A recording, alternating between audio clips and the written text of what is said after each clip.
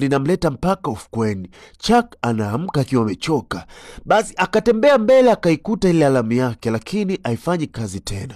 Pembeni akana yaona maboksi ya FedEx. Chuck akana yaokota, akana zunguka angalia yuko wapi. Anakuja kugundua yupo kwenye fukwe ya bahari ambayo hii ni kisiwa na hawezi akatoka maana watu hawafiki huku. Basi Chuck akaandika pale alama ya msaada ili ndege ikipita imuone.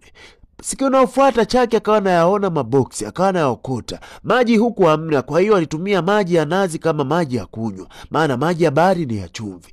Chuck akapanga siku moja pande juu ya mlima ili angalie upo sehemu gani.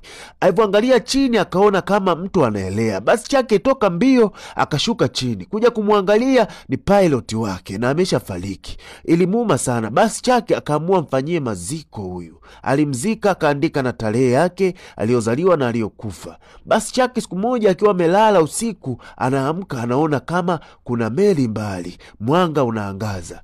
Chuck akatumia taa ili kumulika wamuone, lakini wapi?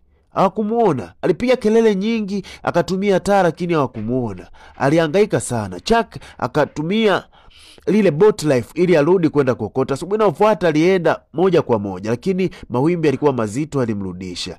Akaumia, akapata jeraha kwenye paja lake. Basi Chuck akakata tamaa na akarudi. Siku hiyo mvua ilinyesha sana, kwa hiyo Chuck akawa tembea ili ajifiche maana kuwa na makazi hapa. Akaliona mmoja kati ya jangwa, akaingia ndani, akakutana maji ambayo ni machafu. Alikuwa na kiu sana, lakini akanywa, akalala pale pale. Siku inayofuata aliamka, akawa ameyafungua maboksi ili angalie ana nini. Alikuwa hapati chochote. Alikuja kupata mpira mmoja na viatu vile vya kuslide kwenye barafu. Basi akatumia vile viatu kupasua hizi nazi. Akaamua kwenda kuvua.